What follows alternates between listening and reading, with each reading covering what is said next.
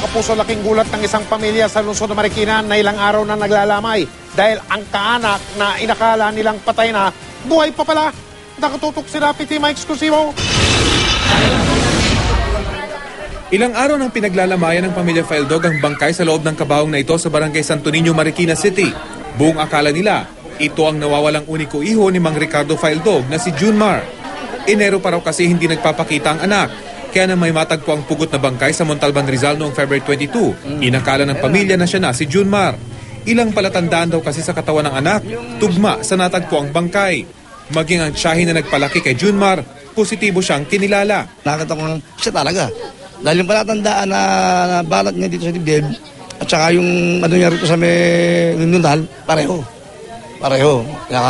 Yung laki ng katawan niya, siya rin dahil parati niya nakakasama siya eh. Kaya sabi ko, anak ko na to, gano'n. Nakita ko yung bangkay nung ginanya nila, sa paa pa lang umiyak na ako kasi maputi. Maputi yung paa niyan eh. Pati kamay, maputi din yung kamay niyan.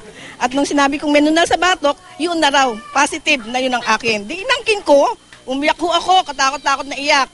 Bago i-release sa pamilya, isinailalim pa raw sa medical legal examination ng bangkay bago dinala sa Marikina para iburol. Kaya naman laking gulat daw ng ilang kaanak nang biglang mag-online si Junmar kahapon sa social networking site na Facebook. Tinanong ko siya, akala ko papa niya. Sabi ko, kuya, anong nangyari sa anak mo? Ba't ganun ang nangyari? Sumagot na, anong nangyari, tita? Buhay ako, sabi niya gano'n, si John Marto. Sabi ko, hindi, patay ka, minumulto mo ko, sabi kong gano'n. Di sabi niya, hindi tita, kung gusto mo, sabi niya, mag-on cam ka. Maging ang ama ni Junmar, hindi makapaniwalang may nakakontak sa anak sa Facebook. Ginawa na raw kasi niya ito mula nang mawala ang anak. Hindi, patay na yan. Wag natin gawin biro. Ay yung bayo ko, pinipilit, nakakausap nga ito. Sabi ko, susuntukin ko na nga sana kagabi. Dahil talagang bibisit ako. Para patunayang buhay, personal lang nagtungo si Junmar kaninang umaga sa Marikina kung saan sinasabing siya ay nakaburol. Dala niya ang dahilan kung bakit siya nawala, ang kasintahang kanyang itinanan.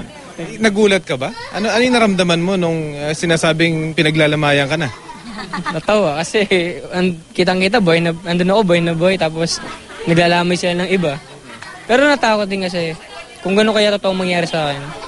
Matapos itawag sa Antipolo Memorial Services ang pagkakamali, agad namang binawi ng punerarya ang bangkay. Pinanood pa ni Junmar habang binubuhat ang kabaong ng bangkay na inakalang kanyang katawan.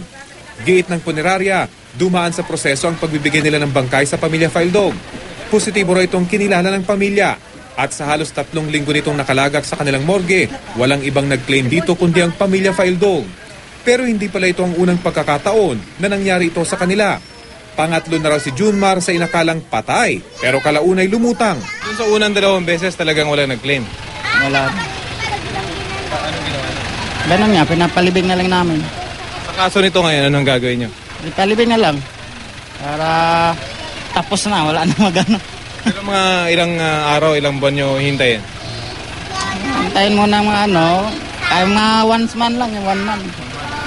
Sa kabila ng pagkakamali, babayaran ng pamilya Faildog ang bahagi ng gastos sa burol. Bagamat gipit, okay lang daw sa pamilya. Ang mahalaga, buhay si Junmar at buo pa rin ang kanilang pamilya. Rafi Tima, Nakatuto, 24 Oras.